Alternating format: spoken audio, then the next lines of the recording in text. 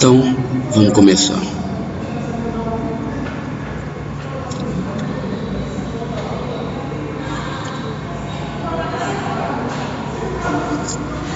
Aula passada a gente começou a estudar alguns aspectos da projetação em arquitetura e a gente viu, dentre eles, alguns aspectos. Começamos a lidar com os aspectos funcionais e hoje a gente vai começar a estudar a questão social dentro do espaço arquitetônico. Deixa eu ver se dá para melhorar essa proporção aqui, porque eu estou achando um pouco grande demais a projeção.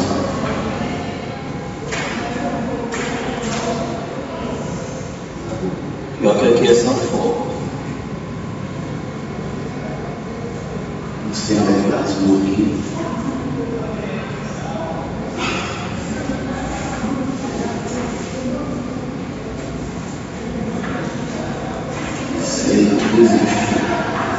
Vê se ele colocou. Já que essa é foco, vamos deixar o foco máximo. E hoje a gente vai então entrar nos aspectos sociais. Quando a gente está lidando com a questão social na projetação e arquitetura, a palavra-chave vai ser copresença. Copresença, ela tem relação justamente com a interação social do homem dentro do espaço. Quando existe a possibilidade de um espaço de agregar as pessoas socialmente, esse espaço ele é dotado de uma melhor copresença.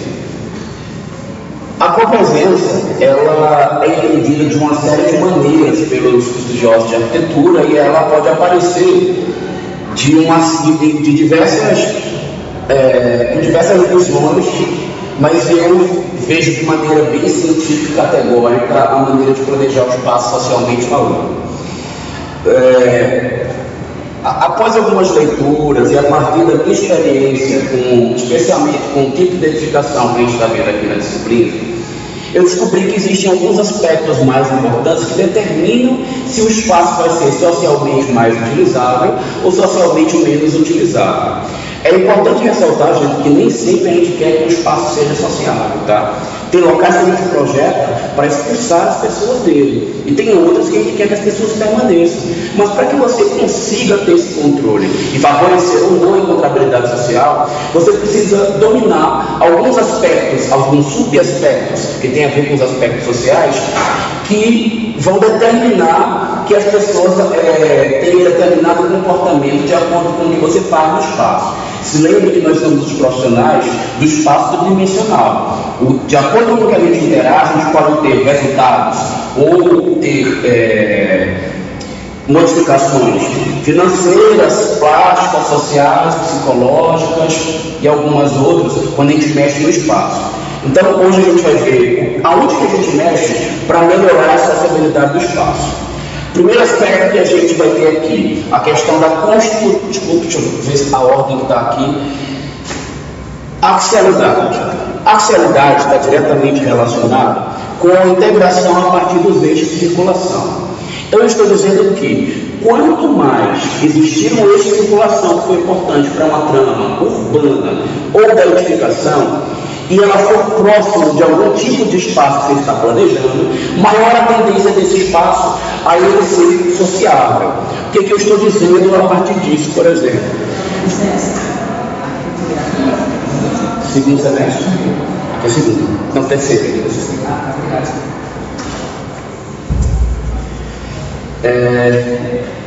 Pergunta de Hilda. Sim, axialidade. Vamos tentar entender isso numa escala um pouquinho mais macro, antes de a gente chegar na escala um pouquinho mais micro, que é o interesse de vocês, que é a edificação, especialmente a de cunho residencial. Vocês já perceberam, numa cidade, aonde que são projetados os shoppings? Onde que eles são colocados? Em relação aos eixos de circulação. Onde é que os shoppings normalmente ficam? Onde tem mais circulação.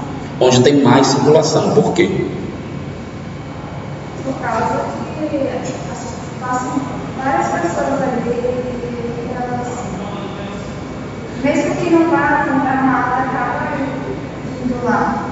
Olha, uma atividade, seja ela qual for, especialmente se ela for de consumo, especialmente quando a atividade não é serviço, é comércio, a única coisa que ela precisa para dar certo é ter uma quantidade boa de pessoas transitando naquele espaço. A gente não consegue levar as pessoas para consumir alguma coisa. As pessoas já estão naquele espaço, a gente constrói um espaço aonde as pessoas circulam. Então, um projetista de shopping, ele precisa saber que onde tem a principal área de circulação da cidade, ou seja, nas avenidas principais, ele precisa colocar um shopping, ou avenidas, ou ele precisa fazer comércios, seja lá qual for. O shopping é um exemplo. E aí eu falei que a gente tem a intenção normalmente de controlar os espaços que a gente quer que sejam sociáveis e os que não. Tem uns que a gente tem a intenção de não tornar eles sociáveis. E aí eu vou dar um exemplo da residência. Residência, vocês acham que é bom colocar perto de um grande eixo de circulação? Não é, porque a pessoa que ela está querendo habitar, ela está querendo sossego, paz, e ela quer facilidade, tanto para o acesso, quanto para se deslocar da sua residência em direção a outro local. Então, avenidas principais, por exemplo, não são importantes para a residência. Aliás, isso é uma regra de axialidade. Nada que é muito privado, nada que é muito íntimo, é dado a locais com grandes axialidades. Tudo que é muito público, muito comercial, a gente quer a grande interação de pessoas, a gente coloca perto dos grandes eixos axiais. Vamos descer para uma escala um pouco menor agora. Se a gente imagina uma residência, a gente tem locais onde a gente quer, por exemplo, que as pessoas sociabilizem muito, certo? Quais são os ambientes que a gente quer que as pessoas vão muito? Sala. Copa, pode ser. Parece que não tem nenhum mineiro aqui. Não tem nenhum mineiro aí. Cozinha. Varanda. São locais que devem ficar perto do eixo de circulação principal. E onde que fica o eixo de circulação principal de uma residência? Da porta de entrada do lote até o hall de distribuição social. Ou seja, cruzou pelo acesso do terreno, passou pela porta da sala e chegou em direção aos corredores de distribuição da casa, aquele trajeto daquele ponto até a porta de saída é o eixo de circulação principal. Tá? E ele se torna principal por dois motivos. Porque a comunicação da rua para pedestres e também para a chegada com veículos. Então esse que é o trecho principal. Tudo que é muito sociável tem que ficar perto desse eixo. Tudo que vai ser mais privado e mais íntimo não pode estar diretamente ligado com esse eixo.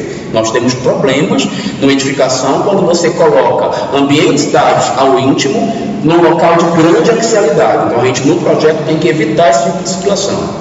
Ok até aí? Então vamos partir para o segundo item.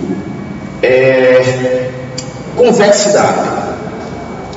A convexidade ela está relacionada com o grau de fechamento dos espaços, mas não é somente a questão do fechamento. Na verdade, a convexidade tratada dessa maneira é uma interpretação muito minha da questão do espaço convexo. A literatura disponível que a gente vê fala muito do espaço convexo. O espaço convexo ele precisa, primeiramente, ter uma configuração de sensação de fechamento para que você se sinta contido nele. E aí eu vou alertar vocês que as pessoas têm tendência natural a querer se agregar nos espaços quanto maior a sensação de que ele é fechado, limitado e protegido. E eu vou voltar de novo no exemplo de um dos espaços mais sociais que a gente tem na cidade, que é um shopping. Por que as pessoas ficam tanto tempo no shopping e estão ali dentro, querem estar ali? Dentre outras coisas, várias que a gente está vendo aqui, é porque é um espaço fechado e protegido. Ele se sente protegido por aquele espaço. Mas vocês vão perceber também que tem praças que a gente acessa elas e ninguém quer ficar e ninguém fica, porque dentre outras coisas é tudo aberto. Uma praça que ela tem edifícios ao seu redor, ela tem muito maior tendência a agregar as pessoas e mantê-las se sociabilizando do que uma praça que você fecha somente com árvores. Por quê? A sensação espaço fechado é muito melhor através da edificação, através de volumes construídos.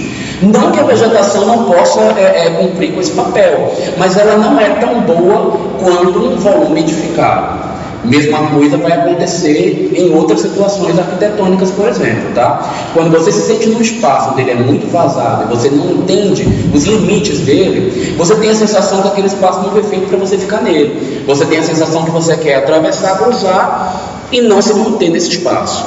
Só que o espaço convexo, ele precisa ter algumas qualidades para ser considerado convexo. Ser convexo quer dizer também ter um fechamento que proporcione as pessoas interagirem. E tem formas, que a gente vai ver daqui a pouco, que eu vou entrar em detalhes na questão da copresença, a partir dos exemplos, que elas tendem a não favorecer a sociabilização, porque as pessoas não conseguem se agrupar naquelas formas que são distribuídas. E isso é um erro frequente dos arquitetos. Então a gente precisa saber como aproveitar esses espaços, inclusive, para evitar que as pessoas não deixem de utilizar o espaço por ele ter uma má convexidade.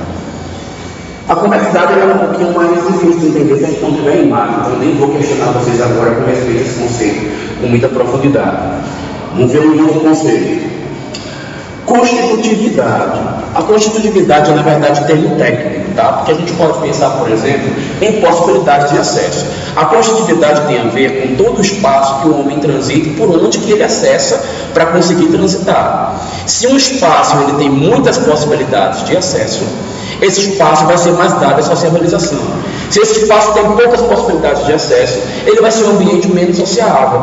Portanto, tudo que a gente quer fazer com que ela seja sociável e que agregue as pessoas, nós vamos colocar, por exemplo, muitas portas ou muitas passagens.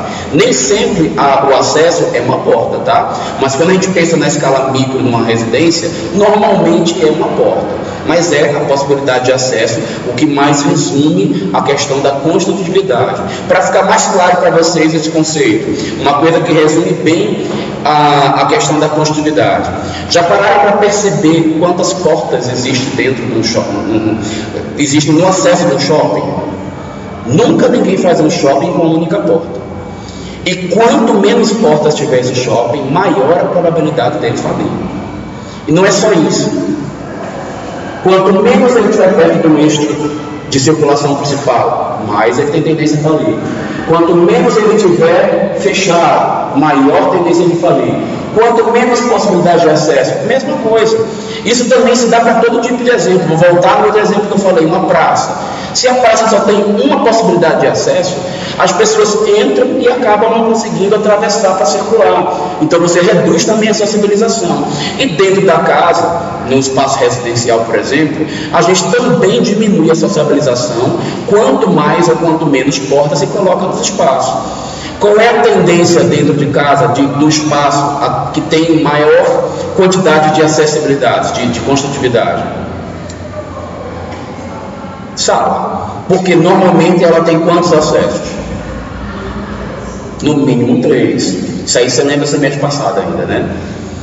Porque a gente tem um acesso vindo do acesso da residência, uma que vem da parte de serviço e outra que vem da área íntima. Então só isso aí já faz a sala ser mais sociável. Quanto menos você tiver acessos, mais ela vai se comportar como uma área que não tem sociabilização. E é bom não ter sociabilização em algum espaço? O que você acha, Maria? Se é bom não ter sociabilização em algum espaço? Tem espaços que é bom não ter. Onde que você acha que é bom não ter? No quarto. Área íntima, a gente quer reduzir a sociabilização. Então o que a gente faz? Normalmente reduz a quantidade de acessos para essa área. Só que o que vocês vão perceber? Que tem algumas comunicações que são necessárias. Por exemplo, quando você quer comunicar o quarto com uma área de lazer. Você pode ter o acesso à piscina diretamente em seu quarto, mas estejam preparados para que as crianças, de vez em quando, entrem no seu quarto para poder acessar a piscina. Isso é uma consequência natural. A gente paga o preço se a gente estiver optando por uma possibilidade a mais. Então a gente evita muita constitutividade a partir de uma área íntima como o quarto, por exemplo. Isso vai acontecer também em relação à parte íntima, aliás, a privada e a pública, de ambientes comerciais. Se você pensar, por exemplo, numa área de recepção, a área de recepção pode ter vários acessos para ele, tá? E ele vai ser bastante público, vai ter muita gente acessando. Já numa área de chefia, supervisão, diretoria, você não pode ter várias portas de acesso. E outra coisa, você precisa ter um determinado nível de barreiras até chegar nesse local, para você reduzir mais ainda a sociabilização dele. A gente vai ver isso daqui a pouco. Ficou claro então, né? Construtividade.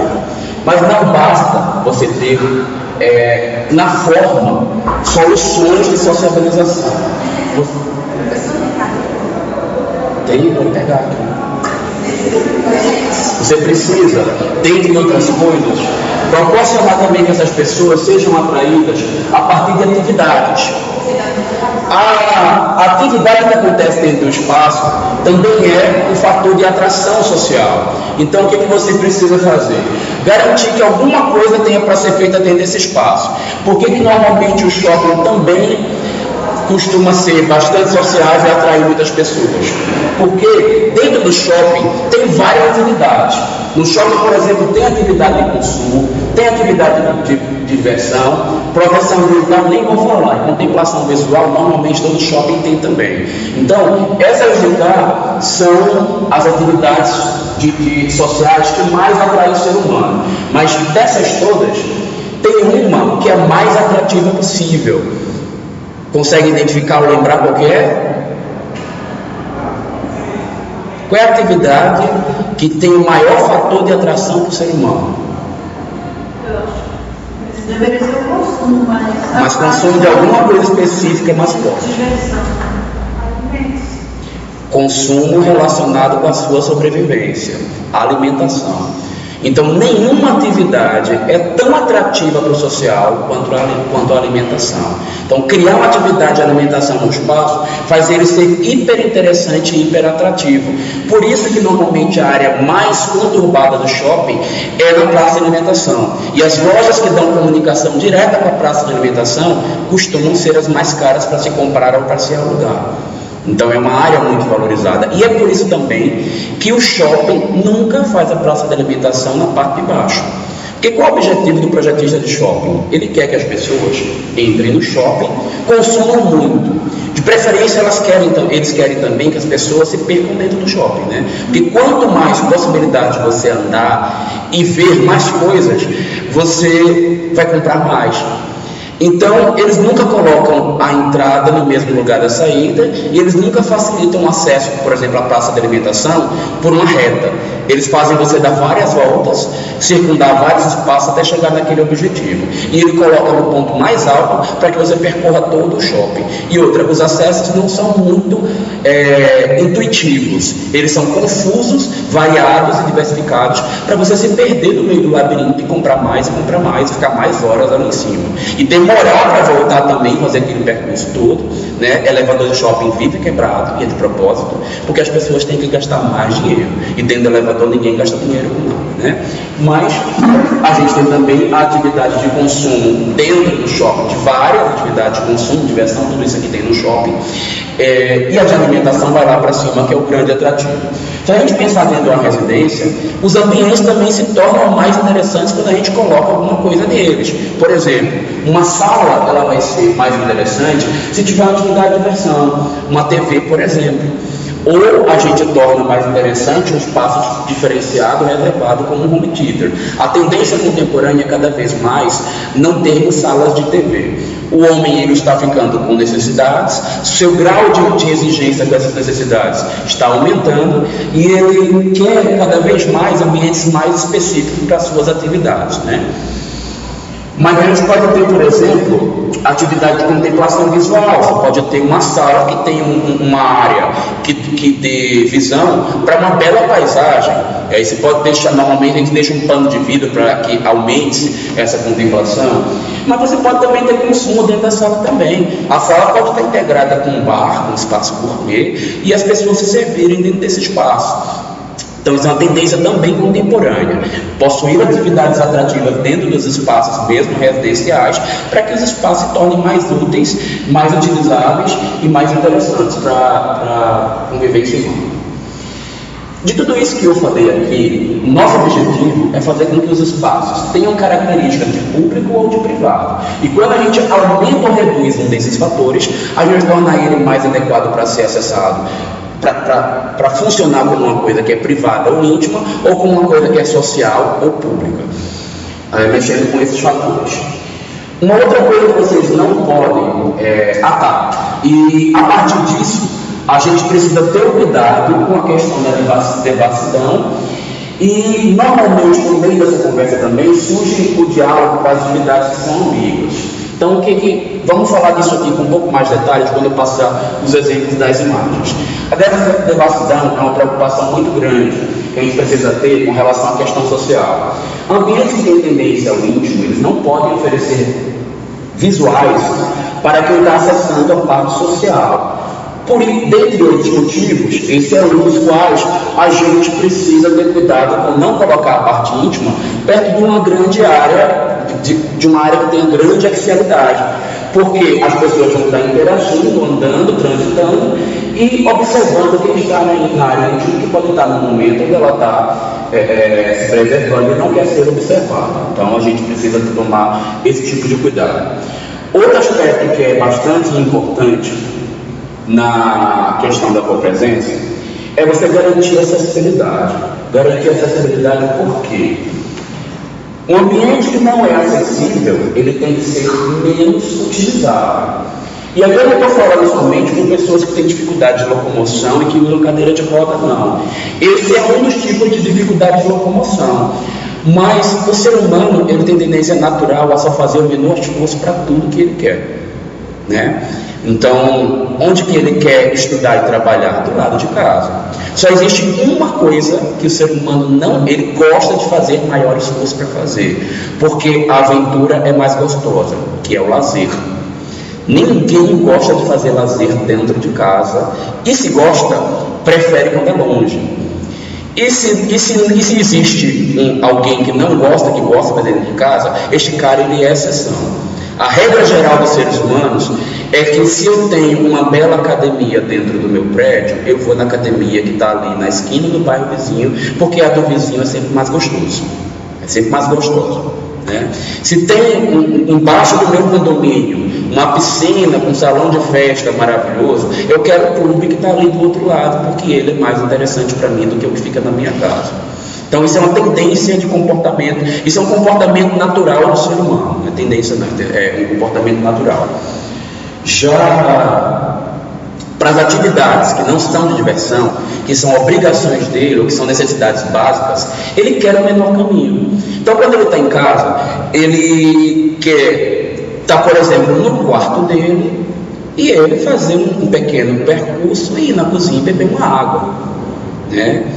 E onde eu estou querendo chegar com isso tudo? Eu estou querendo dizer para vocês que uma simples barreira, como um desnível para chegar no ambiente, faz com que aquele ambiente tenha em torno de 50% de sua utilização prejudicada. Porque as pessoas querem sempre o menor caminho, e às vezes uma levantadinha de perna é a diferença dele querer andar no outro, que ele não vai ter que levantar a perna. Se eu estou falando de simplesmente um desnívelzinho mínimo, tá? Mínimo que seja, eu estou querendo alertar vocês também que uma barreira mais alta, com 1 metro de desnível, ele pode destruir completamente a utilização do espaço, porque pode ser que a pessoa não queira subir aquele 1 metro para adentrar o espaço que você isolou. Por isso que a gente vai perceber algumas casas, especialmente as que foram projetadas na época do modernismo, porque essa imponência e esse estado heróico da arquitetura precisava comparecer, muitas delas hoje têm grandes áreas da residência inutilizáveis, porque a gente reduziu muito a sociabilização, ou seja, o grau de copresença daquele espaço, simplesmente por uma barreira.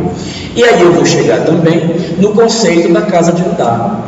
Casa de andar, ela tem vida útil muito curta, tá? À medida que a gente vai evoluindo de idade, nossos parâmetros de vida vão melhorando, para uns vão piorando, né? mas normalmente nosso grau de exigência com tudo na vida vai aumentando. O normal e natural do ser humano é que aumente, que melhore, né? Os que pioram costumam ser exceção, ainda mais no Brasil que a gente está vivendo, né? A gente só tem tendência a melhorar. Então o ser humano vai ficando e o ser humano brasileiro vai ficando mais exigente ainda a cada ano que se passa. Quando ele chega a uma determinada idade, se aquele movimento que ele queria fazer era o menor possível, ele quer menor ainda, porque ele já está ganhando melhor, ele já está cansado, já está se aposentando, então ele está num alto grau de exigência. O que vai acontecer com aqueles quartos que estão lá em cima, que é o sonho dele lá para cima? Logo ele vai querer ir para baixo. Então, atenção, cuidado e se lembrem ao projetar uma residência. Se a casa que você projetou para o seu cliente, você perguntou para ele, é a casa que ele vai passar o resto da vida, ele não pretende se mudar, deixem pelo menos um quarto grande com suíte no andar de baixo, porque esse quarto com certeza mais cedo ou mais tarde vai ser o quarto do casal. Não prever isso eu considero um erro de projeto, especialmente quando a área ela está de média para grande, tá? Numa área pequena, como na habitação de cunho popular, a gente pode até prever esse tipo de coisa, porque a casa popular ela tende a não ser o estado final daquela família, ela tende a evoluir para um outro estado, então ela pode comportar isso, mas a casa que é definitiva, ela precisa de um quarto embaixo, que normalmente vai ser a do casal. Normalmente os quartos de cima vão para os filhos, e os filhos vão envelhecendo e vão cada vez menos gostando daquilo lá, porque eles também começam a ficar exigentes, e futuramente passa a ser dos netos, que mais à frente só vão para aquele quarto para visitar a vovó, porque a vovó e o vovô vão morar sozinho no andar de baixo. O andar de cima ele vai ficar para fantasma. Estou exagerando, tá? Tem famílias que usam os quartos de cima para o resto da vida, desde que exista a renovação da família, né? Então, se isso não ocorrer, a tendência é cada vez menos ser utilizado o andar de cima da edificação. Então a gente deve evitar a dificuldade de acesso, porque as barreiras, especialmente quando elas são muito répteis, elas evitam que as pessoas queiram utilizar. As barreiras mais light, elas só reduzem. Então o que a gente faz para transformar uma barreira réptil numa light, por exemplo? Se o espaço só tem escadas para acesso, a gente pode, por exemplo, criar rampas e elevadores. Tá? Isso é uma saída para reduzir a dificuldade de acessibilidade ao espaço. Sem falar que, gente, a acessibilidade hoje é norma, né? Edifício comercial não pode ser feito sem acessibilidade. Uma área que está elevada e não tiver rampa para acesso, ninguém aprova. Não vai ser aprovado o projeto. Residência a gente ainda pode prover acessibilidade, mas é interessante alertar o cliente quando é a opção dele não ter acessibilidade para alguma área. Então vamos entender um pouco melhor cada uma dessas questões através de algumas imagens. Vamos entender um pouco melhor a convexidade. A convexidade, eu já falei para vocês que ela tem relação com o grau de fechamento ou a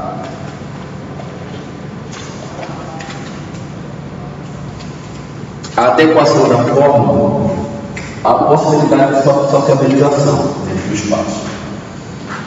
A gente vê claramente quando o espaço é feito com formas triangulares, por exemplo, que alguma coisa de errado vai acontecer naquele canto. Porque imagina que numa forma triangular, nenhum ser humano quer ficar com a sensação de estar apertado aqui no canto. Então ele tende a vazar desta área. Sem querer, estou dando uma dica para vocês, que espaços triangulares são funcionalmente melhor resolvidos quando a gente elimina essas áreas. Se é que você tem uma forma triangular, uma arquitetura que você elabore, por exemplo, que ela tem a forma piramidal, ela pode muito bem ser utilizada, só que aí eu queria base triangular, né? Onde você desaproprie essa área aqui e joga, por exemplo, ela para a área externa e faça, sei lá, vou chutar aqui, um jardim nesse canto, e aí você utiliza isso aqui para uma coisa cuja disposição não vai ter influência alguma, e aqui você vai ter ambientes que tendem a sociabilização. Em termos do espaço convexo, a gente considera espaços melhores tanto quanto eles puderem sociabilizar as pessoas, de preferência que umas consigam ficar de frente para as outras. A perfeição de a gente estar de frente para o outro é a forma curva. A forma curva faz com que quase todo mundo que está aqui se volte para o centro. Ela é quase uma referência, ou uma reverência ao centro do espaço. Portanto, a forma curva, socialmente falando, não estou falando funcionalmente, tá? Funcionalmente é outra história e parte dos princípios que eu discuti na aula passada. Mas socialmente falando, ela é uma forma perfeita para sociabilização. Aliás, se os móveis puderem ter adaptação como está aqui, ela é mais ainda, porque ela é a garantia de 100% da convergência para o centro e que todos que estão no mesmo espaço estão interagindo um com o outro. Só que existe um problema relacionado com essa referência ao centro. Antes de eu falar disso lá, olha o que acontece nesse espaço aqui, na tentativa de criar um espaço convexo. Esses espaços daqui, eles não tendem a trazer somente problemas de sociabilização. Quando a gente começa a criar muita quina dentro do espaço, a gente pode reduzir também a funcionalidade deles.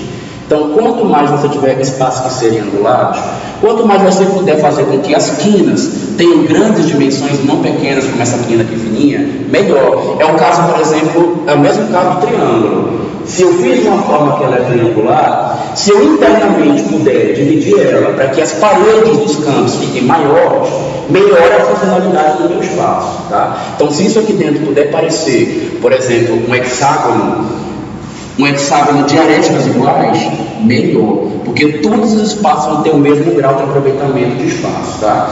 Mas nada como o bom e velho espaço quadrado para divisão interna, porque ele é o que melhor costuma dar resultado na questão funcional. E lembre, funcional é uma coisa, social é outra, tá? A gente não pode confundir, porque socialmente falando, o quadrado talvez não seja a melhor opção, apesar de ser muito boa também. Sim, e deixa eu ver onde foi que eu me perdi, que eu estava querendo falar de um assunto e acabei me perdendo. Sociabilização, convexidade, o centro do espaço, centro do espaço. Muitos arquitetos viajam quando eles querem referenciar o centro e aí cometem erros graves justamente no centro do espaço. De que adianta criar uma área que tem um centro que é ótimo para sociabilização e justamente onde tem a melhor área para sociabilização ele ocupa. Desastre que se pode fazer em termos de sociabilização para um projeto é você criar uma ocupação construída no meio desse espaço. Percebam que aqui é uma praça, por exemplo, que ela está circundada pelas casas. Aqui provavelmente é uma cidade do interior e eles colocaram aqui o danado do coreto, né? Goiânia, o pessoal chama de coreto, que isso para mim aqui é um vazio, né? Mas quando ele ganha essa importância pública, acaba sendo coreto. Gente, para que isso aqui aconteça e ele realmente não venha a ser um erro de projeto, as manifestações de acontecimentos da cidade têm que estar muito focadas e serem muito frequentes aqui. Porque a gente pegou a melhor área para que as pessoas se encontrem e colocamos um objeto construído e destruímos a chance de alguém que está aqui se encontrando. Sabe o que a gente faz? A gente cria grupos que se dispersam e tendem a não querer ficar aqui.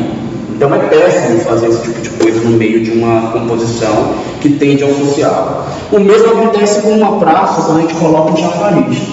Melhor local para ficar na praça é no meio, porque a gente tem a sensação de estar protegido. Lembram? Convexidade é ter a sensação de estar contido no espaço. E quando você nem fecha tão bem e ainda acaba com o meio, as pessoas tendem a não querer ficar aqui.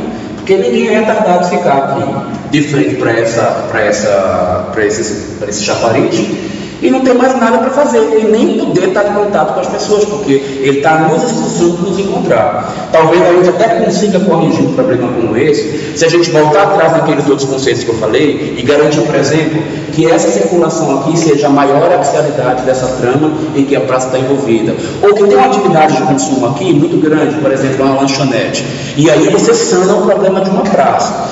Mas normalmente esse tipo de solução ela é catastrófica no projeto. Se a praça já tem esse elemento aqui, você não consegue deslocar, o ideal é criar um centro aqui, ó, e botar os eixos para circular nele, porque você gera um outro espaço convexo e aí você favorece a existência de pessoas dentro desse espaço e começar a criar elementos que configurem esse fechamento.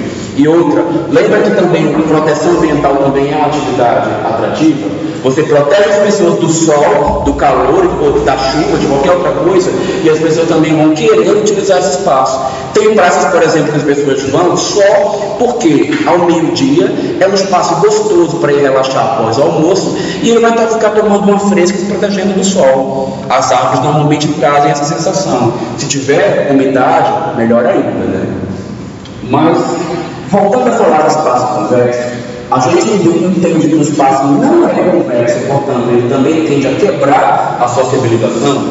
Quando a gente passa a linha por cima de qualquer passa pelo meio do ambiente, em nenhuma situação que você passa a linha, cruza mais do que 2 paredes. Eu tenho uma sala aqui, ó. Essa sala daqui, ela é um espaço convexo? Não é, porque se eu passar uma linha aqui, ó, eu passo por cima de 4 paredes nessa primeira tentativa, certo? Então, qual é a desvantagem no espaço ser, como alguns autores defendem, côncavo? O côncavo, ele tem uma quina embicada por meio da sociabilização. Sabe o que essa quina faz? Ele quebra a sociabilização das pessoas. Ele tende a levar um grupo de pessoas para o lado de lá e outro grupo de pessoas para o lado de cá. Isso é sempre ruim? O que vocês acham? Gente, olha, eu vou dar uma dica para vocês que deve acompanhar vocês para o resto da vida enquanto profissionais de arquitetura. Sempre ele é muito difícil na arquitetura. É raríssimo, quase impossível. Quase nunca é sempre, quase sempre é nunca. Né? Então a gente não pode nunca dizer sempre ou nunca em arquitetura, tá? A gente sempre tem que pensar que existe regra para exceção e que nada é impossível também, porque o que costuma acontecer é não compensa porque demora muito para fazer ou custa muito caro, mas possível hoje em dia é quase tudo, tá? Mas sempre vai aparecer um que é impossível. Eu não conhecia ainda até agora, mas ele vai existir em algum momento. Então o que eu quero dizer é que se o espaço é côncavo e ele tem esse poder de separar essas organizações, pode ser isso que seja interessante. Vamos supor que isso seja um ambiente comercial. Não, vamos supor que seja também um ambiente comercial para encontros de empresas, de grupos de empresas. E essas empresas não costumam ser a mesma, pode ser que sejam 2. Um grupo de empresa prefere ficar nessa área e um outro aqui. E aí eles não é obrigado a fechar com um paredão, é para quebrar o espaço. Você pode deixar assim informal e fazer o espaço dessa maneira para a socialização.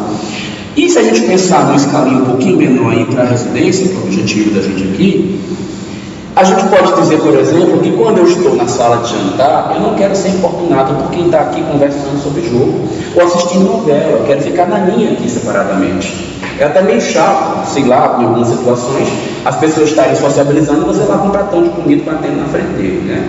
Então pode ser que você ache isso interessante. Então em algumas situações vai ser interessante ter essa situação. A separação, por exemplo, de uma sala de jantar para uma sala de estar, quando ela acontece em L, não é de todo desagradável e desinteressante, tá? Mas a gente vai ver bastante situações onde a integração ela acontece uma em frente à outra e onde também você consegue quebrar isso a partir de anteparos visuais, mobiliário, ou seja, das 2 maneiras ela pode funcionar muito bem. Mas, já que eu estava falando agora há pouco sobre atividades ambíguas, aí eu vou chamar a atenção de vocês para essa questão também. Quando você, deixa eu ver se esse projeto aqui, ele tem essa questão. A gente estava falando lá de funcionais, né? Na aula passada, deixa eu ver se esse é uma boa. Assessor, banheiro social, ele está diretamente aqui, ele não tem esse problema. Eu vou deixar passar mais uma planta para ver se a gente vê um exemplo menos interessante aqui. Pior que eu peguei um projeto que também não tem problema. Deixa eu passar mais à frente, que eu vou utilizar, logo vai surgir um com esse problema. Mas aí eu vou dizer para vocês, eu vou perguntar para vocês. Eu vou criar número 1, 2, 3, 4, 5, 6, 7, 8. E eu quero ver se vocês entenderam algumas coisas que eu fiz aqui agora há pouco. Dentre os espaços que eu enumerei, 9, 10. Qual que vocês acreditam que tem a maior copresença?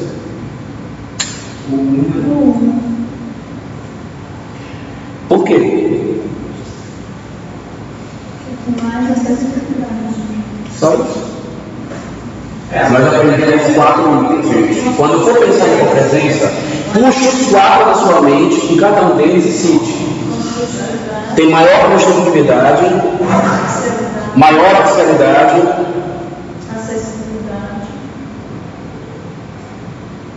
em planta baixa a gente nem consegue ver muita acessibilidade, todos eles têm a mesma, tá? Mas eu falei de mais um.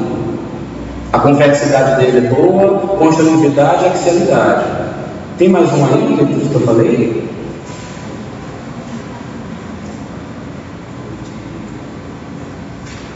E a axialidade? Não, acho que deu. Então, ó. Onde está o maior eixo de circulação mais forte? O que vem do acesso até chegar no corredor de distribuição da casa, né? Então isso aqui, ó, é a axialidade mais forte da casa. Normalmente quando está no projeto que quer representar, a gente gera um eixo assim, ó, traço ponto, e faz ele bem grossão. Quando a gente quer representar que a axialidade é fraca, a gente vai pegando e vai fazendo uma linha fininha assim, e vai afinando. Quando você quer usar cores para indicar isso, vermelho é o mais forte e o azul é o mais fraco em termos de axialidade. Vocês vão me pegar de novo no paisagismo, isso aí vai ser muito utilizado lá na minha disciplina, que a gente descobre paisagismo a partir da axialidade principal. Mas voltando aqui para o projeto de arquitetura, onde é que está a menor copresença aí? Qual o número do ambiente?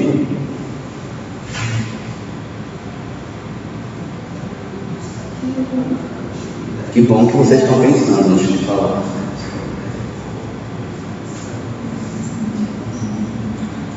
O 6 não,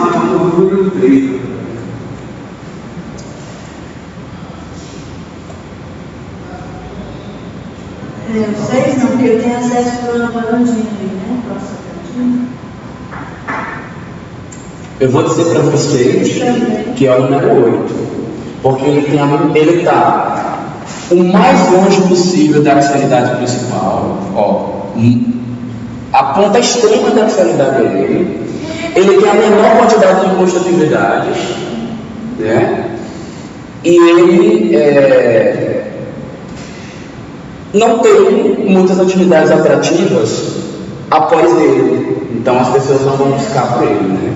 Outra coisa, você passa por diversos níveis de interação até chegar nele. Uma coisa que é importante é você saber quantos níveis de privacidade são atingidos até você chegar no fim do espaço. O que você falou? Isso daqui? É um quarto. Ele é o mais privativo. Ele é o que está mais privado. Na verdade, sabe por que ele não está mais privado? Porque intuitivamente ele ainda tem uma abertura para cá, né? Então, se a gente pensar em íntimo e público, talvez esse do casal, esse de cá, esteja uma situação um pouco melhor só por conta da visual. Porque não há devassidão. Todo mundo lembra o que é devassidão, né?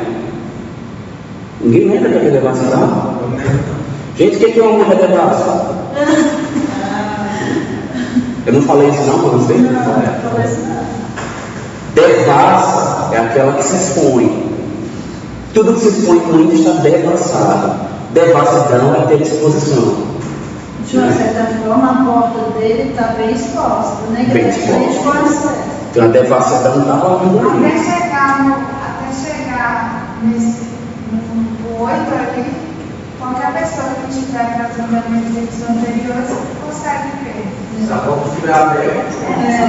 Então, no quesito de devassidão, esse ambiente aqui é pior do que esses outros, né? Então ele tem um pouco menos de caráter de íntimo do que esses outros que estão ao longo, mesmo tentando no fim da trama axial. Esse aí também, que a gente vem falando assim, não é? Ser uma cozinha? Qual? A cozinha está aqui, ó. Pois é, não tem. Uma sala de entrada. Também é isso aí. Ele também tem o quê? Também é exposto, porque a pessoa sai na cozinha e já vai de cara na pessoa. Mas isso é interessante, porque a sala de jantar é um ambiente social, a presença dele tem que ser boa. Ele está bem no meio da circulação, ele tem muitas construtividades, muitos acessos dando para ele. Então, isso aqui é bom, a situação é desejada. Pergunto para vocês, quantas construtividades eu tenho na sala principal dessa casa?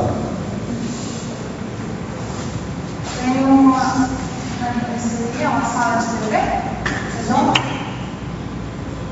Vou contar. Uma do lavabo, uma do escritório, uma do home theater, outra vindo da varanda, outro vindo da área íntima e um outro vindo do hall de acesso. A axialidade é monstra nessa sala. Essa sala vai ser sociável pra caramba. Ela não vai perder o uso nunca. Ela vai reunir demais a família nesses espaços. Essa família vai viver esse mundo ali.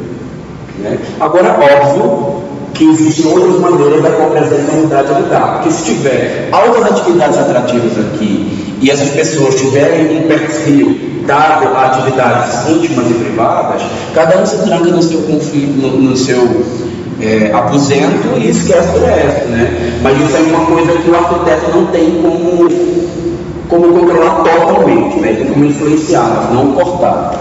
E onde é o banheiro? Oi? Onde é o banheiro? O social é o lavabo aqui. Que está, inclusive, corretamente. Né? E o íntimo? O íntimo, cada um tem o seu, né? Tem sua suíte. Cada um tem o seu.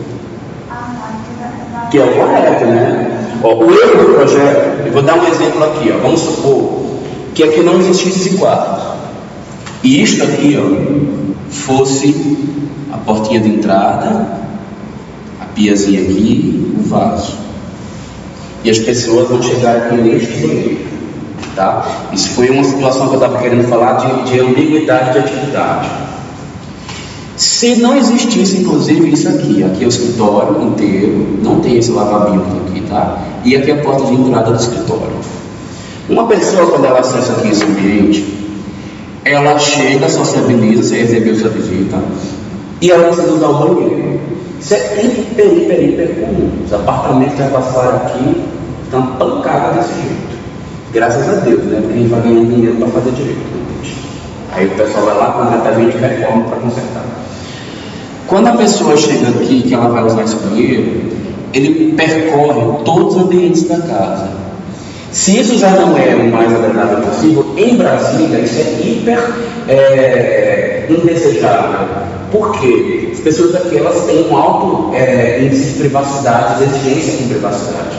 Elas não gostam de se expor nem de expor as coisas que elas têm dentro de casa. Então, passar por aqui, poder ver os quartos, poder ver sala de jantar, poder passar todos esses quartos, inclusive do casal, antes de acessar o banheiro, isso seria um erro terrível de projeto. Esse banheiro ele é ambíguo. Ele tanto tem utilidade íntima quanto ele tem a utilidade social. Ele devassa a casa inteira para um uso social que deveria acontecer perto justamente da área social. Outra coisa que vocês precisam ter a consciência o tempo inteiro. Lembram da aula passada que a gente tinha um gráficozinho que falava íntimo, social e serviço? A casa perfeita e correta, quer dizer, no primeiro momento, ela precisa ter um social, um serviço íntimo, e essas três áreas precisam possuir intercomunicação de maneira que você consiga sair de uma primeira área para uma segunda, sem que para isso precise passar por dentro de uma terceira. Por exemplo, se eu estivesse assim, eu não teria uma casa boa, porque eu só consigo chegar no íntimo a partir do social para o íntimo se eu passar por dentro do serviço.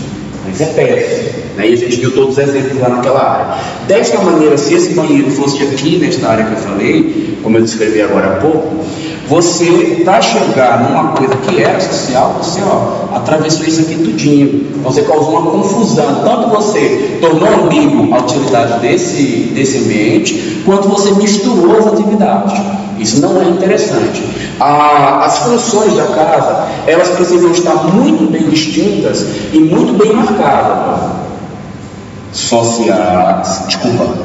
Íntimo. Essa casa aqui tem uma marcação muito boa. Serviço. E social.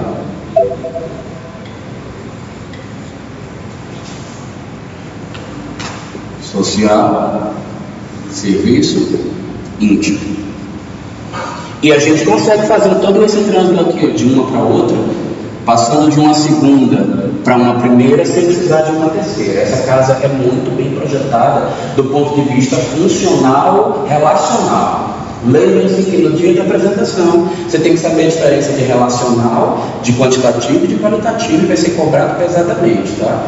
Então é até bom eu estar explicando que isso é questão relacional, que pode ser que no qualitativo ou no quantitativo essa casa seja ruim. Ok? Então vamos pensar de novo naqueles parâmetros lá. Por exemplo, se eu falasse no qualitativo, eu poderia dizer que essa forma redonda talvez não seja melhor para acústica, então no qualitativo está ruim. Ou que a disposição dessa mesa assim, nesse sentido, está ruim porque a área útil que eu tenho aqui é comprida. Então por que eu não coloco a mesa de jantar comprida também no mesmo sentido? Qualitativamente seria melhor, um exemplo qualitativo.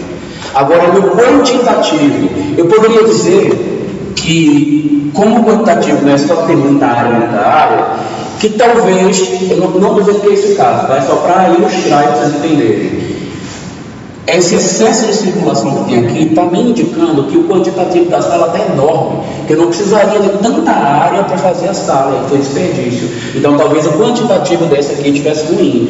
Ou eu poderia perceber que uma varanda como essa aqui, esse quadradinho de nada aqui de 8, né, o quadradinho de 8 dentro da varanda, ele não tem quantidade de área suficiente para que eu consiga realmente utilizá-la como varanda, porque não cabe nem imóvel, mal cabe uma cadeira, então ela não vai ter utilidade, né? Então, de repente, será que esse arquiteto poderia ter crescido essa varanda para cá, aproveitando essa área livre, deixar ela pendurada na fachada, ou quem sabe ligar essas duas varandas, né? Já que se trata de quartos que não são do casal principal, portanto elas podem vir a ter uma comunicação, até porque se esse cara quiser isolar, ele isola, né? E aí essa daqui fica com a visão para lá e essa com a visão para cá. Então dá para ter feito tranquilamente, mas de repente aqui não foi a intenção dele. Então, na apresentação de vocês, tenham cuidado de separar qualitativo, quantitativo e relacional.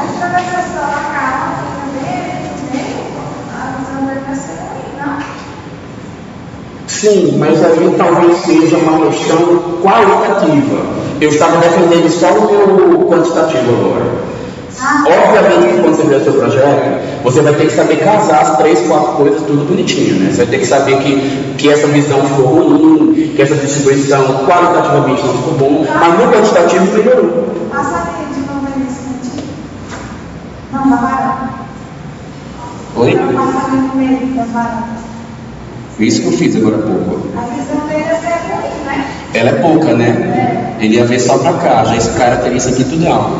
Mas sei lá, é uma coisa que você abre mão e opta em função de você ter uma privacidade. Você tem que colocar em voga essa questão e saber para a família que você está atendendo o que é mais importante, ficar privativo ou ambos terem boas visões, porque aqui tudo integrado, né? Então isso aí na verdade é uma decisão que pode até partir do arquiteto, mas a família precisa participar e dizer qual que é o mais interessante, né? Vamos adiante. Ih, caramba, espera aí que a minha bateria está acabando.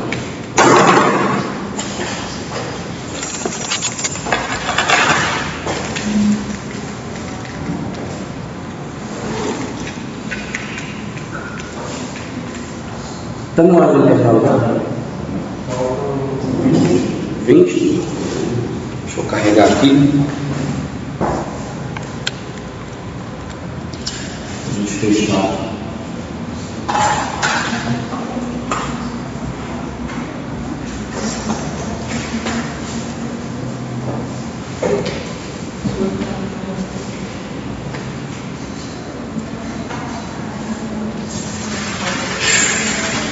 Olha, ao longo das construtividades, a quantidade de construtividades a ser vencida para chegar no espaço também determina se ele é mais íntimo ou mais público, mais privado ou mais público. Por exemplo, se eu para chegar num ambiente, esse gráfico aqui demonstra, ó, quem passou somente por uma construtividade e quem precisou chegar 2, 3 níveis para chegar no último. Você vê aqui, por exemplo, nessa casa, isso aqui foi uma pesquisa que eu fiz, acho que uns 15, 20 anos atrás, não lembro, onde eu visitei casas do Paraná e pedi para 3 famílias abrirem a porta da sua casa e me permitir medir a sua casa todinha. E aí eu entrei lá e medi cada uma das casas. E o que eu descobri? Um problema endêmico na cidade, onde todas as casas tinham problemas de copresença. Olha o problemaço dessa daqui.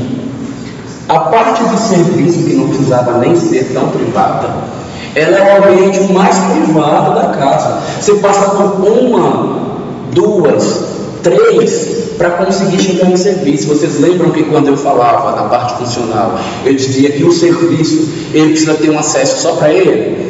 Nessa casa não tem. Então essa casa está mal projetada porque ela não tem um acesso social e um outro serviço. Obviamente que a gente vai ver que esse é o ideal, nem toda casa consegue ter o ideal, mas é uma busca que a gente tem que ter, mesmo no projeto pequeno. Você fala, pô, mas na casa popular, não, acho que na casa popular tem que ser mais ainda, tem que ser melhor ainda, porque o pobre só faz uma vez. Rico te contrata todo ano para quebrar e fazer de novo. Então o pobre, se ele fazer uma vez, só vai fazer bem feito e garantir todo o conforto que ele precisa num único projeto definitivo, porque o pobre não gosta de mudar toda hora, né? Então aqui, por exemplo, a gente já vai ter uma coisa ruim. O quarto precisa ter pelo menos uns 2 níveis de construtividade para você chegar nele. E quando você acessa a certificação aqui, por exemplo, a primeira coisa que você tem acesso para chegar na parte social, ó, quarto. Olha o que acontece aqui. Abre e entra na sala, da sala ou você vai para a cozinha, ou você vai para um dos quartos, ou você entra no banheiro da casa. E o mais interessante é que tem um quarto que ele comunica diretamente com a cozinha. Esse aqui deve ser gordinho, né? Deve ser comilão da família. Esse lugar que a gente vai fazer uma quebrança. Esse aqui? Não. Esse. A sala de estar? Esse macho. Um quarto. Ah, isso é a área vazia do terreno. Aqui o lado estava cheio de mato nessa área aqui quando eu entrei. Tinha nada. A pessoa entrava aqui e aí, se eu não me engano, eles botavam o carrinho deles aqui, solto no meio do mato, e aí vinha para cá para a sala. Aqui a gente tem uma confusão. O banheiro já está dentro da sala de jantar, o banheiro porta com porta quase com a cozinha. Olha a troca de gases que interessante que ficou nesse aqui, né? A ambiguidade de atividade desses ambientes, eu nem vou contar as outras que estão nessas casas, né? Deve ser uma família bem sofrida. E olha este caso, que você primeiro chega na parte que deveria ser íntima, para depois chegar na parte de serviço que está lá no fim. É uma loucura. A vida dessas pessoas, gente, quando o arquiteto faz essa loucura no projeto, ela se torna uma loucura. Você inverte a maneira de viver das pessoas e faz com que elas realmente tenham problemas de convivência em todos os aspectos da vida dela, porque nada fica bem definido no local que ela passa a maior parte da vida dela, né? Então isso aqui são coisas que a gente deve evitar, mas a gente deve entender que quando a gente faz um gráfico para analisar uma construção como essa, tudo que tem que ficar nesse primeiro nível tem que ser social. Pode nesse primeiro nível também ter alguma coisa que seja de serviço, só que tem que ter uma bifurcação dupla para chegar nos dois, tá? E quem tem que estar do terceiro nível em diante é a parte íntima, tá? Então esse monte de nível aqui, ela só é interessante acontecer quando você tem uma casa muito grande. Então esse alto grau aqui, ó, de transposição, de construtividades para chegar no serviço, isso é hiper desinteressante. Tá? E essa falta de acesso aqui, ela pode ser perigosa, inclusive, para um caso, por exemplo, de incêndio. Olha que horror, essa cozinha se explodir alguma coisa aqui ou tocar fogo nisso daqui. Muito difícil, ver alguém lavando roupa na área de serviço, ela fica presa aqui e morre. Ela não vai embora. Então, tem muitos problemas relacionados com isso.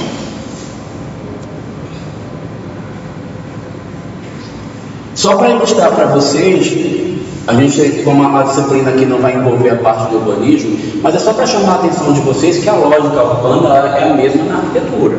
Do mesmo jeito que a gente tem umas vias principais e na cidade, e elas não cabem ter a parte última porque a cidade é alta, a gente também vai ter essas mesmas necessidades dentro de uma residência. Então, essa área que está representada em vermelho aí, que vocês estão vendo, provavelmente são as avenidas onde tem todo o comércio da cidade. Essas áreas onde vocês não estão vendo que a linha está ficando mais fininha, está ficando mais frio o traço, provavelmente eles estão localizadas às residências, elas passam por vias que são secundárias, para depois chegar nas avenidas principais, e aí sim acontecer o comércio e a circulação para outras atividades da cidade. Provavelmente bem longe desses núcleos aqui, afastado, é onde numa cidade é interessante ter a parte industrial. Né? E aí eu vou dar para vocês, por exemplo, na casa, o exemplo do lazer.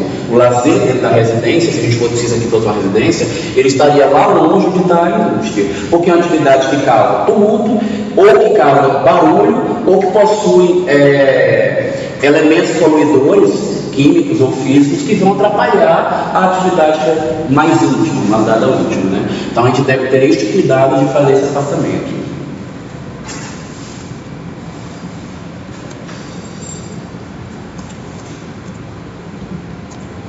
Vamos fazer um teste para ver se vocês entenderam a brincadeira? Isso. Estou repetindo, eu estou indo além, mas algumas coisas a gente está voltando. Né? É porque também eu senti um pouco de fraqueza de vocês quando a gente viu esse assunto. Então por isso estou resgatando. Então você já deve lembrar da brincadeira que a gente fez, né? Só a Maria, então deixa só a Maria passar por esse teste, todos que vocês já passaram. Maria, a construtividade dessa sala é boa?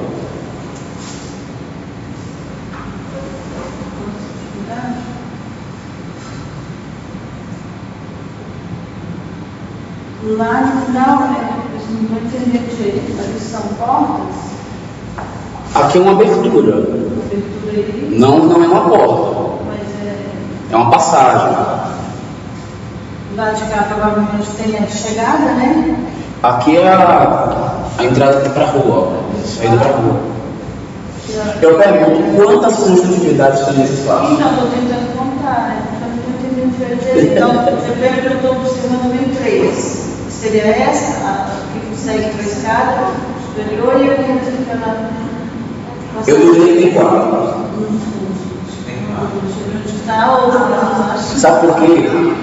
Um vindo de quem está no subsolo para quem está no segundo andar, cada um aqui é um acesso para um lugar diferente. Então aqui já contaria como 2 construtividades. A axialidade dessa sala está adequada? A construtividade está boa, né? Não, a construtividade está boa. Desculpe, eu acabei pulando. E a axialidade é boa? Sim. Qual é a axialidade mais forte da quadra?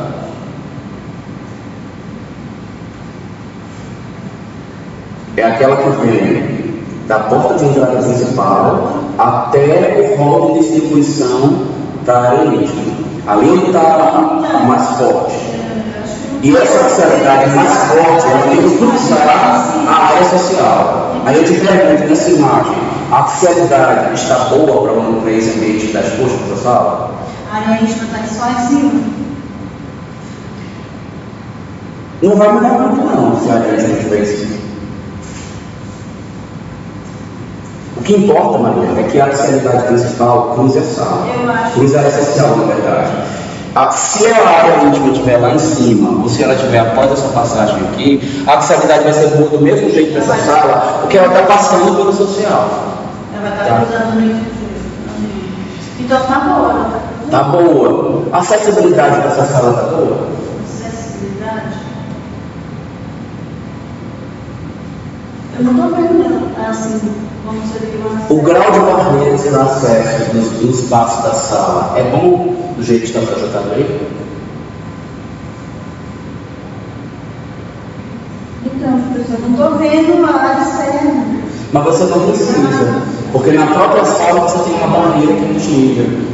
Quando existe um desnível dentro do espaço, você reduz a probabilidade das pessoas quererem utilizar. Então, essa sala... Porque essa madeira tem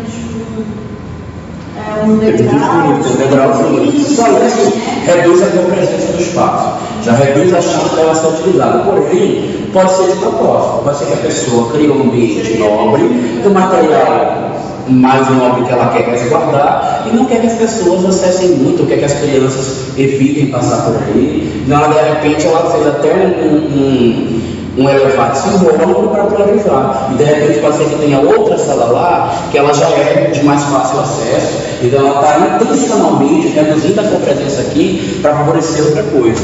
Tem outras questões que a gente vai ver depois no climático, que estão ruins aí, né? Por exemplo, a luz aqui está em excesso para ter uma sala de TV aqui, isso é péssimo, né? Esse ambiente, ainda mais que a gente não está vendo aqui, ó, nenhuma área para embutir cortina, nem a presença da cortina aqui. Então, me parece que climaticamente, esse ambiente está mal colocado para caramba.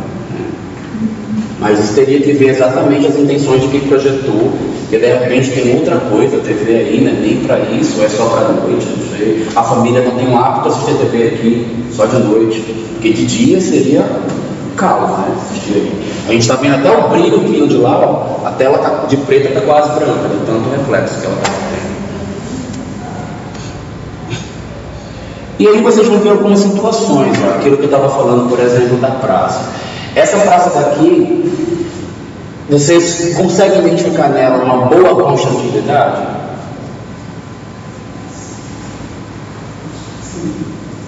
De onde está vindo a conchatividade? Fechamento lá no sudeste e também no... Conchatividade é fechamento? Não é. Conchatividade são as possibilidades de acesso ao espaço. Eu quero saber se a conchatividade é boa.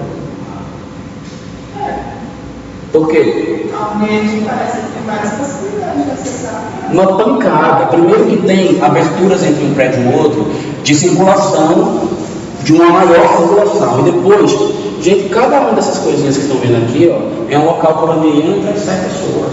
Então essa constitutividade aqui, ela é maravilhosa, muito boa. Essa praça daqui, ela tem uma boa convexidade. O que é convexidade? Essa tem onde todos vão estar... A percepção sensorial de fechamento, mas também é uma configuração que favoreça a sociabilização. Ah, isso aqui? Quem é que está fazendo isso? As árvores fazem com menos intensidade do que os prédios, e os prédios reforçam essa convexidade dentro. A copresença dessa praça, que fica lá na Praça dos Três Poderes, ela é boa? Mas a gente, naquela questão daquela praça que você falou que não pode botar uma coisa no meio, de uma barreira no meio do centro da socialização. Verdade, mas você lembra que a gente consegue resolver o problema se a gente criar um outro espaço para virar o meio que não seja exatamente no centro? Você não pode ocupar e não oferecer mais nenhuma chance. Mas se você deslocar o centro, que é uma área central para sociabilizar, aqui, por exemplo, foi recebido. Porque ele ocupou o meio, mas deslocou para cá. Então isso aí pode funcionar perfeitamente.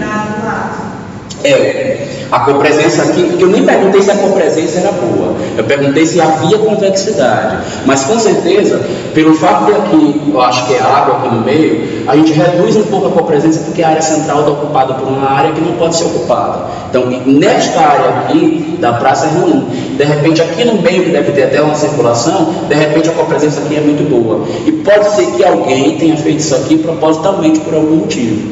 Não sei. Não sei quem foi que projetou essa praça.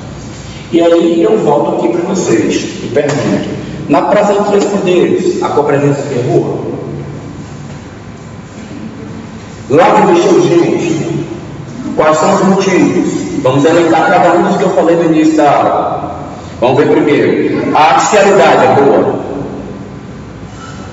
A gente diz que a artificialidade é boa quando uma edificação ou um ambiente de edificação está em que local?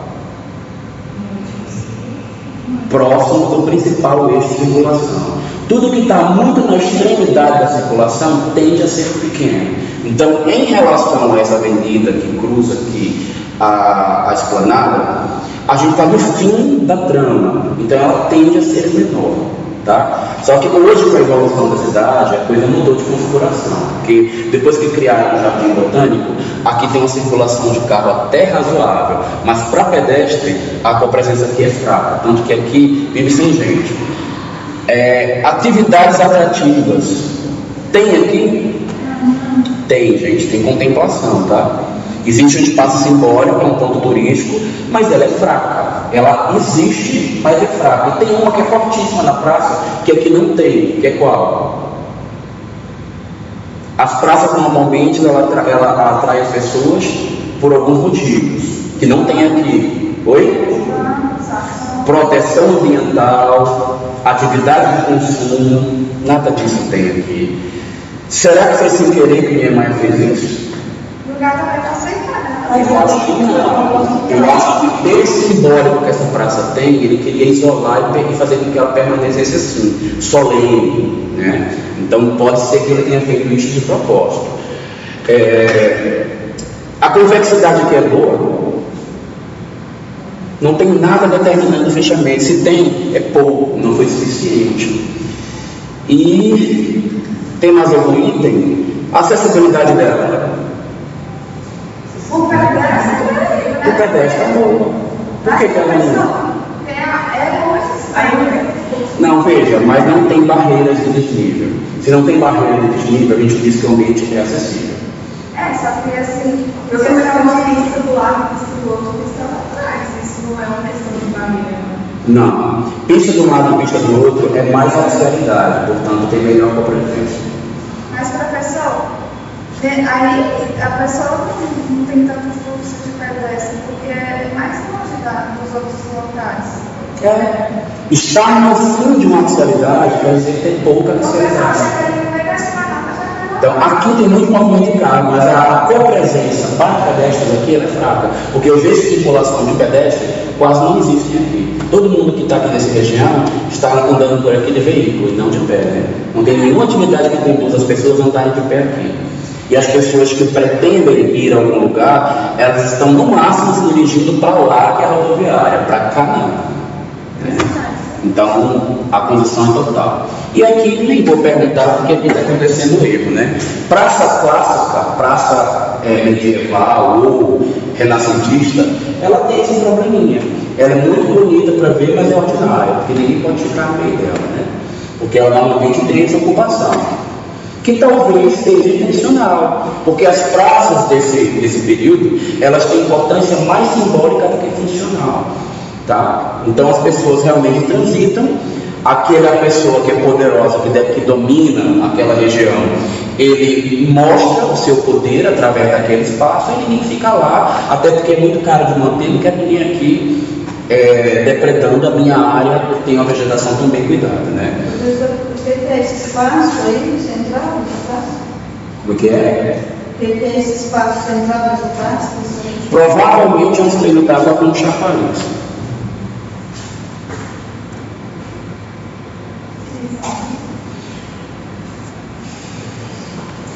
Olha só, esse cara aqui fez uma coisa que era o tal do problema que eu falei, mas ele foi inteligente. Apesar de ele ter criado uma coisa central que ocupa, ele criou um outro núcleo aqui e convergeu as pessoas para a sociabilização.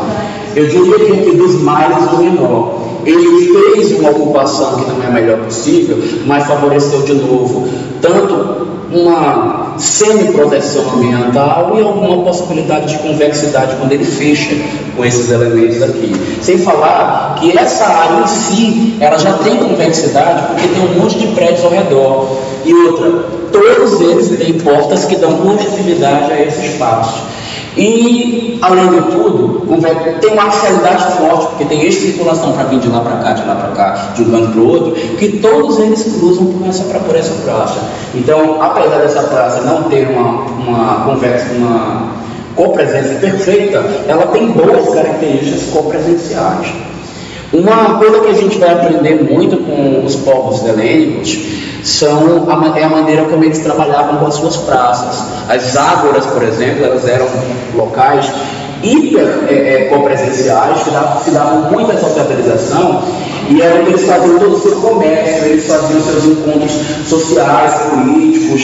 Então, essas áreas elas eram muito boas para a sociabilização, especialmente porque elas normalmente eram construídas no meio da ligação entre os pontos principais, os prédios públicos todos dados suas portas para ela, e normalmente essa sequência de colunatas eram todas possibilidades de acesso. Então eram 1000 as possibilidades de acesso, de copresença nesse espaço. E a gente deve guardar essa herança desses caras, que é a maneira de fazer com que os espaços tenham muita copresença. E isso aqui foi só para chamar a atenção em relação às praças europeias, por exemplo, porque para nós, o que é desinteressante em termos de proteção climática, pode ser o contrário para eles. Locais frios, ter espaço para tomar sol é interessante, portanto talvez aqui não seja bom fazer árvores, porque senão se torna um espaço gélido, né? Mas no Brasil, a gente normalmente não quer fazer esse tipo de coisa aqui, né? Normalmente no Brasil, a gente quer que haja uma proteção. E aí a gente vai ver alguns caras hoje no período moderno fazendo verdadeiros condomínios que tem essas áreas que eu acho de duvidosa procedência em termos sociais. Porque é muito bonito de ver, mas ninguém usa. Então talvez seja um desperdício de área, né? Talvez se estivesse liberado para, não tem proteção ambiental, não tem convexidade total, não tem axialidade porque não tem uma circulação que possa acontecer cruzando por aqui. Ela inclusive ela é perdida, então a pessoa que vai preferir passar aqui por fora. Não tem atividades atrativas, aliás, tem uma contemplativa. Contemplativo é uma atração forte. Só se for as cataratas do Iguaçu, ou a visão do céu de Ipanema, ou coisas parecidas com essa, porque uma contemplação de um chafarizinho desse daqui não faz o ser humano mudar de opinião e querer ficar aqui, ainda mais tomando som na cabeça, né? Então a gente tem que ter esse tipo de cuidado. Aqui, por exemplo, nós temos um grande problema gerado pela falta de acessibilidade. A copresença vai ser muito maior aqui fora, porque tem um eixo de circulação e onde não tem barreiras. Para chegar aqui em cima, eu tenho barreira com desnível, elas são retas. Olha quantas escadarias. As pessoas vão ter grande tendência a não usar esse espaço aqui. Só.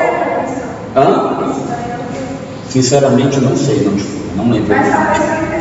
Mas me parece que tem os prédios públicos. Tem até escrito ali o que é, mas não dá para ver não, está muito pequenininho. Mas talvez seja intencional, professor, porque se for um prédio público assim, para trabalho, não há necessidade de ficar consultando. Com certeza há essa possibilidade de alguém ter feito isso intencional. Então foi como eu falei para vocês. Há espaços que a gente quer que ele seja associado e há outros que a gente não quer. Você precisa, como arquiteto, saber lidar com essas ferramentas para tirar de onde é necessário e colocar onde é totalmente necessário.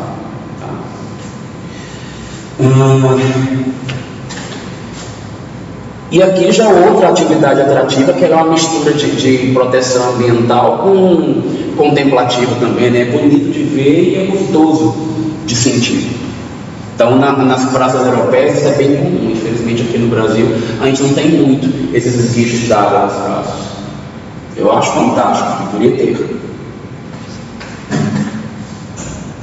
No Brasil nós temos um pouquinho menos de problemas com a falta de umidade.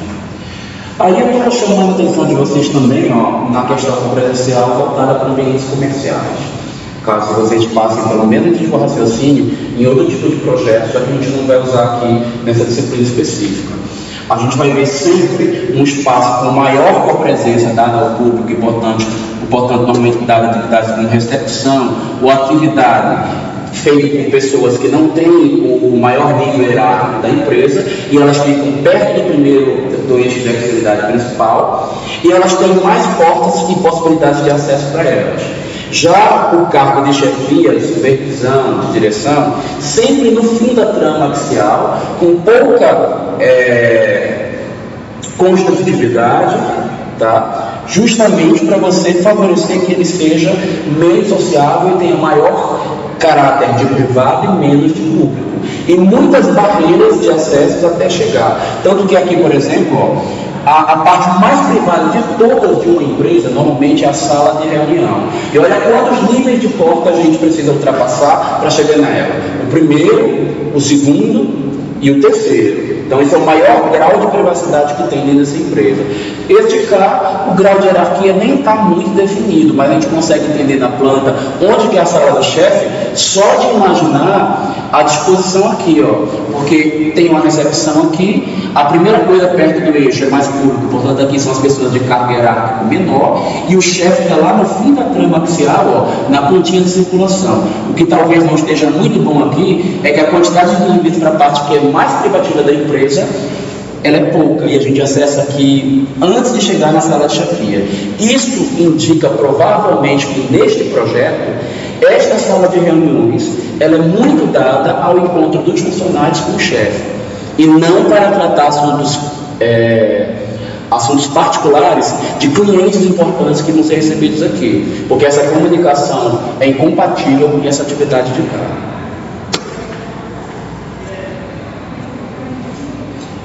E aí, gente, como vai rolar provinha de novo, tudo isso que a gente debateu aqui, vou pedir para que vocês deem uma lida, porque na apostila fala alguns conceitos, se apropriem deles e comecem a utilizar os termos técnicos exatamente como estão escritos aí.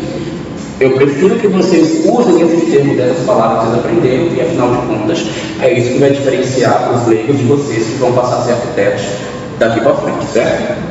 Então vamos dar uma paradinha no assunto de copresença e a gente volta depois para finalizar e ver os demais aspectos.